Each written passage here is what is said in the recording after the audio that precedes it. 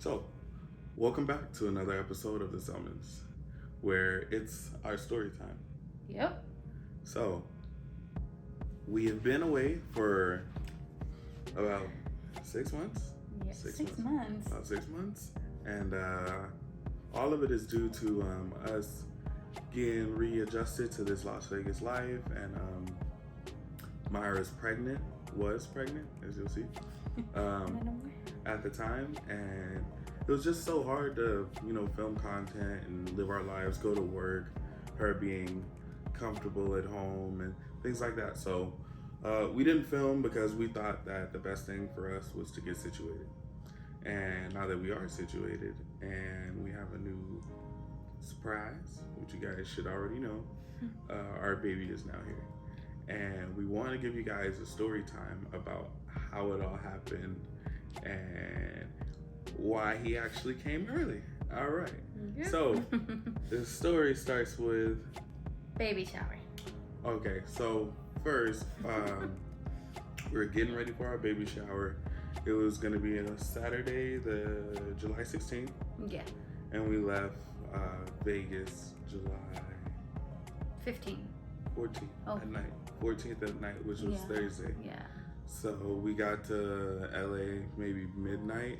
So on the 15th, which is Friday, after a long drive and maybe 2 hours of being there in LA, Myra's water broke. So it ended up breaking. So it ended up breaking as soon as we got to her sister's house. And she called me in the bathroom, actually, and she was like, babe, I think my water broke. I was like, nah, just some pregnancy fluids and shit. So a couple hours went by. She went to sleep, and 6 a.m., her older sister woke me up and said she's having contractions and we gotta go to the hospital. It was so crazy because I felt like something coming out. And then I was like, oh, let me just go to the bathroom. I checked real fast, and then I was like, oh, there's like water, but I didn't pay much of attention. Then I went back and sat down like next to Reggie, and I felt like more like liquid was coming out. I went back to the restroom. I texted Reggie. I'm like, babe, my water broke. And he's like, nah, like you're probably like tired. And I was like, no, like it feels like come to the bathroom. And then he came and he was like, you're good, just go lay down. So I went inside, like my room's my sister's room, my bad. And I told her, I was like Negra, like I feel like water's coming out. And then she was like, oh no, you're fine, don't worry, just lay down, you're probably tired. And I was like, okay, it's fine. And as soon as I lay down, I feel like more water came out. And I was like, oh my gosh. So I went to the bathroom and I put like a bigger pad. And then I just lay down. But like around 3 a.m, like midnight, I don't know exactly what time it was, I started having like little contractions, but I didn't mind it because I was so tired. It was 2 in the morning. It wasn't midnight. 2 in the morning? Midnight, we were still up. Oh, okay. So it was just like, I didn't pay much of attention, and since I already had told Reggie and my sister, and they're like, no, you're probably tired. So I was like, let me just like slip it off, like just go to sleep, and but in the morning I was kind of like bleeding. So my sister was like, no, like you have to go to the hospital. And I was like, no, I'm fine. You were not fine. Yeah, I was not fine. I was like, I'm just wait for the baby shower and then go to like the hospital. But then she was like, no, you have to go. Like, you have to go and check on the baby. And I was like, all right, cool. So she woke up Reggie. And then from there, we went to the hospital. And since we got there, they did, it's like a test to see if your water broke and stuff. They did that, and then water started gushing. And it was like, damn. And they were like, yeah, you're 1 centimeter dilated. And I was like, damn, I feel terrible for saying, no, it's just, pregnancy fluids. Like, damn, I felt like a horrible father. I'm like, damn, I put my child's life in jeopardy and shit. But thank God everything was okay. So we were in the hospital, and then they gave her some antibiotics and stuff like that since her womb was technically open. So no, the baby wouldn't get like any like bacterial infections from outside and stuff like that. And they said that they were going to try to have us there for a couple of weeks since she had so much fluid. It seemed like her water didn't even break. So they were like, okay, we're going to try to, sedate you a little bit, have you calm calm down the contractions, so you'll be here for an extra 2 weeks and wait to deliver. And that's where you'll see these videos pop up. Oh. Contraction to be over. Oh. I don't even need to do that to other therapists. Oh.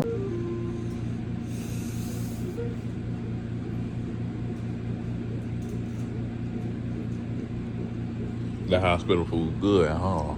Hell nah. They ain't give me no chips.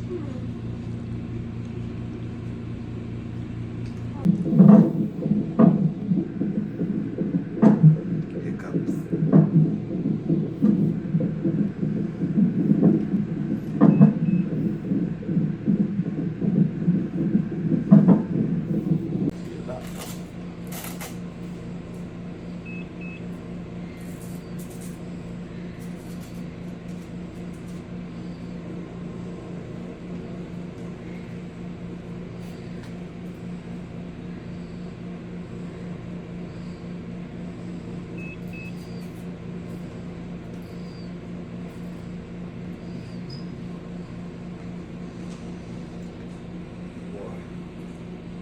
This is my profession, just in case you ain't know.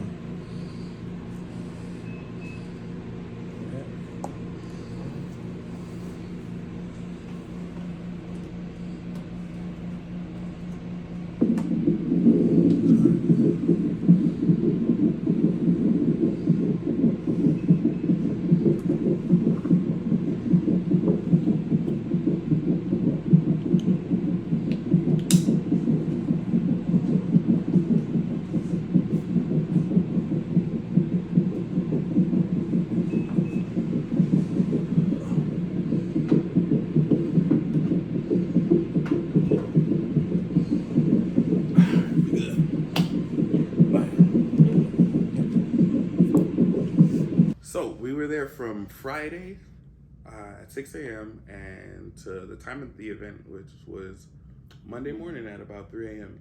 They came in and Myra was having contractions, and they checked that she was 2 to 3 centimeters dilated.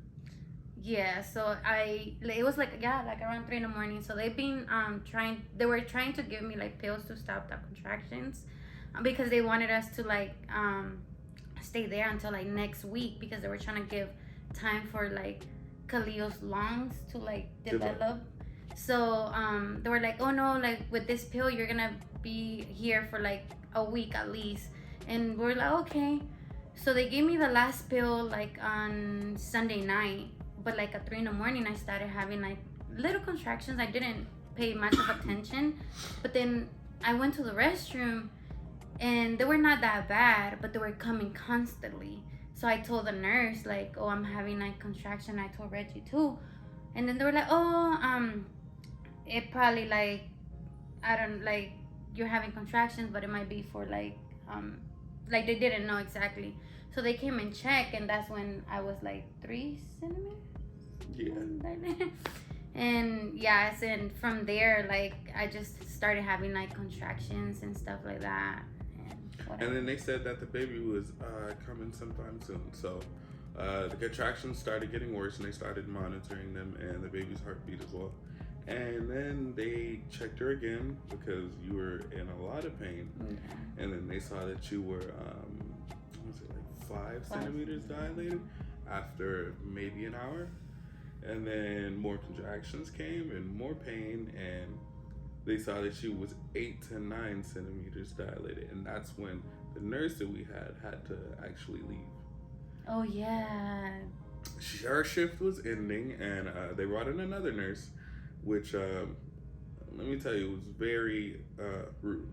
The nurse wasn't really considerate about, this being Myra's first kid, and she's not obviously used to giving childbirth, and she needs to be walked through these steps and stuff. But Myra was in pain, as anyone would be in pain, so she started yelling and screaming and stuff like that, and she was like, stop screaming, it's not gonna help you. And it was jarring. Like, it was really tough, like, yeah, the whole situation of that. But luckily Myra's screams were loud enough to call back the other nurse, and then she walked in and helped Myra breathe and stuff like that. So you'll see our baby being born in the video. Good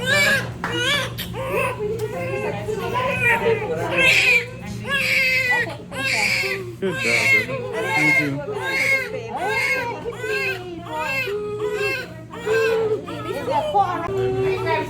so good. And let me just kind of cover baby. Cover with baby. Excellent job. I'll take this one. Okay. After the baby being born, they had to take him to the NICU because he was like a preemie baby, and he had to be over there. They were telling us that we was not gonna be able to see the baby for 10 days. Because when we got there, they tested Myra, and Myra tested positive for COVID. And since that, they immediately wanted to take the baby out of the room because they didn't want the baby to obviously get COVID and stuff like that. But Myra knew that she didn't have COVID. She never had symptoms. Even though you can be asymptomatic, she had a really strong feeling that she didn't have COVID. So we called in the NICU nurse, who came in later, and we asked her if she could test her. So they retested Myra, and she came back negative, which after a couple of hours allowed Myra to go and see the baby, which is great. So I went and see the baby. But I couldn't see the baby because I was not tested. They didn't want to test him either in there because he was not the patient. So I had to stay there and just watch Myra go and see our lovely child. But it was great for her to actually have that bonding time, which is good. But later on, the next day, it was the next day. The next day I was having my already like plan to like had her plan. shower, she's gonna go pump and all that stuff, getting ready to go to NICU when the head NICU nurse came in, and she told her that the Department of Disease and Infection asked them why they retested Myra, and said that since Myra tested positive for COVID, they had to wait 10 days mandatory before she was able to go to NICU, and they told her that she wasn't able to go back in the NICU to see Khalil. Yeah, so that broke my heart. I started crying. I was like, why are you guys doing this to me? I have to go and see my baby. I was trying to pump, and then to be honest, like, it was so hard to pump and to know that I was not gonna be able to see my baby, to know that the baby's there by himself. Like, I know that nurses were there, but I'm like, it's just so hard. I'm like, I need to be there with my baby. Like, it feels so empty in my stomach, like not having him and not having him next to me. It was like the worst feeling ever, like, to be honest. Like, it was horrible. And for them to tell me like I was not gonna be able to go see him, it was really bad. Like, it was bad. But the head nurse, the head NICU nurse was able to leave, and she saw how upset Myra was, and she went over in a line of command over disease and infection control, and talked to someone else and said that that it should be okay, even though that the disease and infection control were saying, well, the second test doesn't count or something like that, because since she tested positive for COVID, the test shouldn't count. And she's like, if the tests don't count, why are we testing patients? So she came back maybe 2 hours later and said that Myra was able to go and see Khalil. So you were able to go. Would you go twice that day? Or once that twice, day? I think. She went twice that day, earlier, maybe in the evening, in the afternoon, and then later in the evening. Yeah, so I was still stuck in the in the room. And it was, honestly, it's not a good thing to be left in, obviously, like a hospital. And I'm not gonna say that, you know, like, us men, we're not wired to, you know, be this strong and non-emotional person, but my child was just born, and obviously I would want to see my kid, so it did hurt, but luckily the next day we were discharged, and I was able to leave and go get a test and go see my kid the next morning. Yeah, I feel like we had a really bad experience in at that the hospital. Yeah. The nurses most of the nurses were really nice. They were great, but obviously there was that one nurse and disease and infection control tried to stop us from seeing our child. So that sucks. I know they're just doing their job, but you know those type of things that you run into, you never expect to run into in the hospital, being like inconsiderate of the situation that's happening.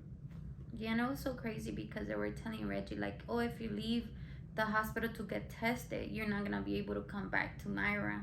And then Reggie's like, man, like what should I do? Like Myra's gonna be here for her, by herself. And I really appreciate that from you because you really thought about like staying with me most of the time and not leaving me alone, because you saw how like they were like treating me and stuff like that. So like I really, from the bottom of my heart, like I could have done it without you, like, to be honest. Like he was with me since the beginning. Like he was a doctor, like you guys saw the video before. He was like unplugging everything, taking like it to the bathroom, checking Khalil's heartbeat, checking his heartbeat, seeing that he got hiccups. We was doing the thing though. We was doing it.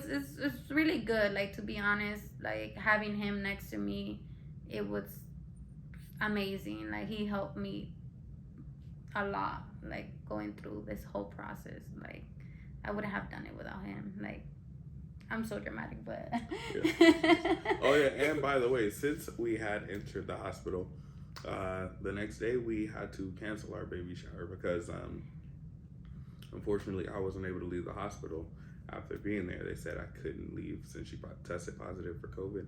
I couldn't come back.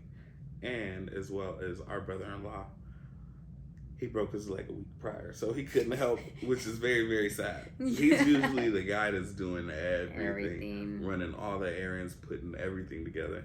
But, you know, unfortunate that happened, and we had to cancel our baby shower. But we really do appreciate everyone that did go on to our registry and purchase gifts for Khalil, and as well as for us, because we couldn't have done it without you guys.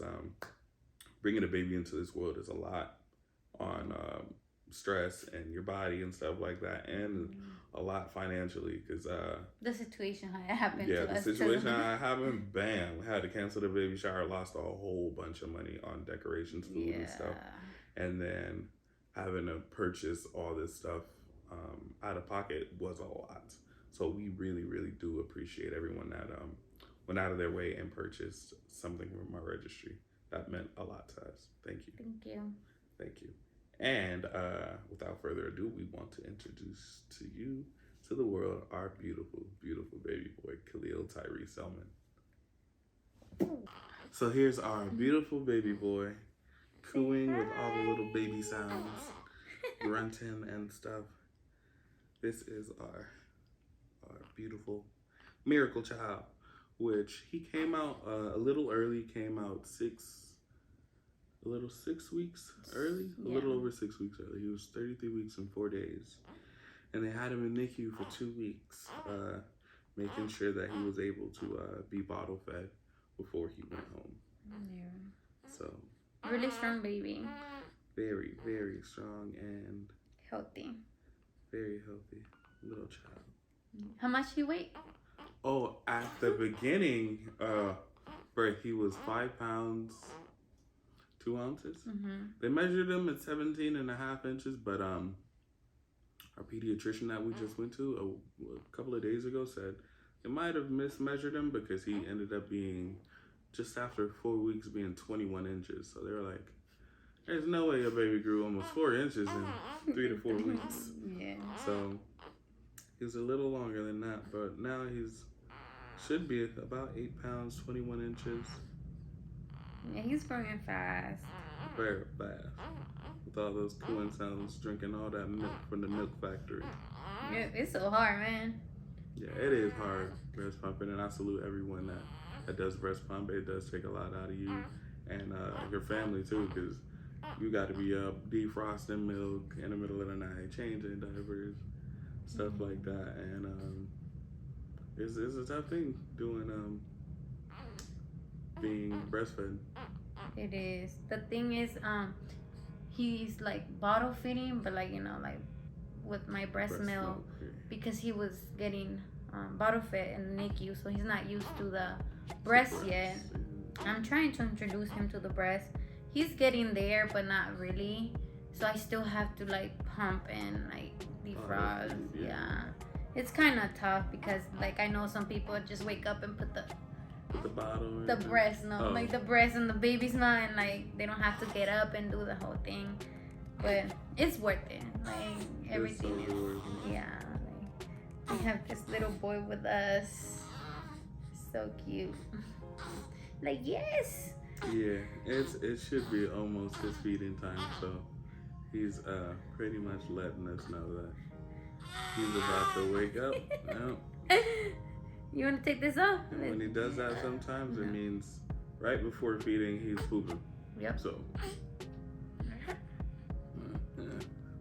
pushing everything out. So thank you guys for tuning in, and thank you guys for supporting us. And we will be uploading sporadically. We're gonna try to upload as much as possible now. It's gonna be a lot of baby content. Oh yes, for sure. A lot of baby content. So go check our Instagram too. You're gonna see it's a about lot. to be flooded. So we'll see you guys soon, and Khalil, see you guys in the next episode, huh? Yay! Bye. All right.